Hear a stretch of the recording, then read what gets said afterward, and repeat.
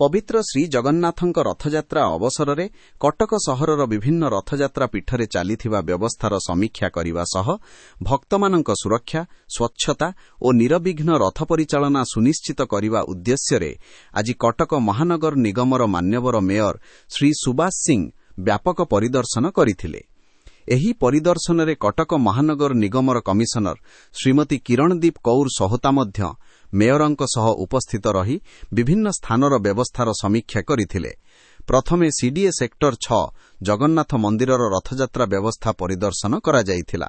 ପରେ ଚାନ୍ଦିନୀ ଚୌକ, ଦୋଡ଼ମୁଣ୍ଡାଇ ଏବଂ ରାଣୀହାଟ ସହ କଟକର ବିଭିନ୍ନ ପ୍ରମୁଖ ରଥଯାତ୍ରା ପୀଠକୁ ଯାଇ ରଥଟଣା, ଶ୍ରଦ୍ଧାଳୁଙ୍କ ଯାତାୟାତ, ବ୍ୟାରିକେଡିଂ, ପାନୀୟ ଜଳ, ଆଲୋକୀକରଣ, ସ୍ୱଚ୍ଛତା, ଡ୍ରେନେଜ୍, ସ୍ୱାସ୍ଥ୍ୟସେବା ଓ ଜରୁରୀକାଳୀନ ବ୍ୟବସ୍ଥା ସମ୍ପର୍କରେ ପର୍ଯ୍ୟାୟରେ ସମୀକ୍ଷା କରିଥିଲେ।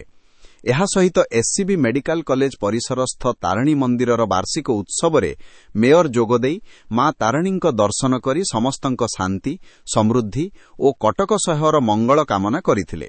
ଉତ୍ସବରେ ଉପସ୍ଥିତ ଭକ୍ତମାନଙ୍କ ସହ ମଧ୍ୟ ସେ ସାକ୍ଷାତ କରି ରଥଯାତ୍ରା ଅବସରରେ ସହଯୋଗ ଓ ଶୃଙ୍ଖଳା ବଜାୟ ରଖିବାକୁ ଆହ୍ୱାନ ଜଣାଇଥିଲେ। ପରିଦର୍ଶନ ସମୟରେ ମେୟର ଶ୍ରୀ ସୁବାସ ସିଂ କହିଥିଲେ ଯେ ରଥଯାତ୍ରା କେବଳ ଏକ ଧାର୍ମିକ ପର୍ବ ନୁହେଁ, ଏହା କଟକର ସାମାଜିକ, ସାଂସ୍କୃତିକ ଓ ଐତିହ୍ୟର ପ୍ରତୀକ। ଲକ୍ଷାଧିକ ଭକ୍ତଙ୍କ ସୁବିଧା ଓ ସୁରକ୍ଷାକୁ ସର୍ବୋଚ୍ଚ ପ୍ରାଥମିକତା ଦେଇ କଟକ ମହାନଗର ନିଗମ ପକ୍ଷରୁ ସମସ୍ତ ବିଭାଗ ସହ ସମନ୍ୱୟ ରକ୍ଷା କରି ବ୍ୟାପକ ପ୍ରସ୍ତୁତି କରାଯାଇଛି। କୌଣସି ସ୍ଥାନର ଅସୁବିଧା ଦେଖାଦେଲେ ତୁରନ୍ତ ସମାଧାନ ପାଇଁ ଅଧିକାରୀମାନଙ୍କୁ ଆବଶ୍ୟକ ନିର୍ଦ୍ଦେଶ ଦିଆଯାଇଛି।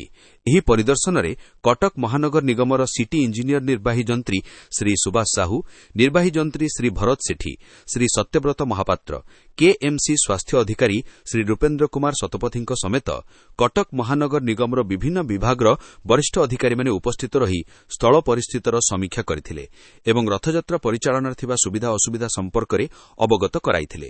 ଏହି କାର୍ଯ୍ୟକ୍ରମରେ କଟକ ମହାନଗର ସାଂଗଠନିକ ଜିଲ୍ଲା ସଭାପତି ଶ୍ରୀ ସ୍ୱଦେଶ ଦାସ, ଜିଲ୍ଲା ସଭାପତି ଶ୍ରୀ ପ୍ରଫୁଲ୍ଲ ସିଂଙ୍କ ସମେତ ବିନୋଦ ପଣ୍ଡା, ଶାନ୍ତି କମିଟି ସମ୍ପାଦକ ଭିକାରୀ ଦାସ, ସଭାପତି ଦେବେନ୍ଦ୍ର ସାହୁ, ସହ ସମ୍ପାଦକ ଦୀପାୟନ ପଟ୍ଟନାୟକ, ଦୀପେଶ ମହାପାତ୍ର, ଅର୍ଦ୍ଧେନ୍ଦୁ ଶେଖର ମାଝୀ, ଆର୍କେ ରେଡ୍ଡି ସମେତ ସ୍ଥାନୀୟ ପୂଜା କମିଟି କର୍ମକର୍ତ୍ତା, ଭିନ୍ନ ଭିନ୍ନ ୱାର୍ଡର କର୍ପୋରେଟର, ବହୁ ବିଶିଷ୍ଟ ବ୍ୟକ୍ତି, ଜନପ୍ରତିନିଧି, ସାମାଜିକ କର୍ମୀ ଓ ସ୍ଥାନୀୟ ସଂଗଠକମାନେ ଉପସ୍ଥିତ ରହିଥିଲେ।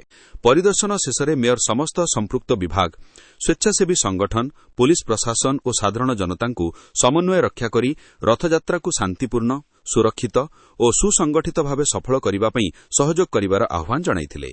ସେ କହିଥିଲେ ଯେ କଟକ ମହାନଗର ନିଗମର ସମସ୍ତ ଅଧିକାରୀ ଓ କର୍ମଚାରୀ ରଥଯାତ୍ରା ସମୟରେ 24 ଘଣ୍ଟା ସେବାରେ ନିୟୋଜିତ ରହିବେ, ଯାହାଦ୍ୱାରା ଶ୍ରଦ୍ଧାଳୁମାନେ କୌଣସି ପ୍ରକାର ଅସୁବିଧାର ସମ୍ମୁଖୀନ ନ ହୁଅନ୍ତୁ। ଓଡ଼ିଶା ଭ୍ୟୁ, କଟକ।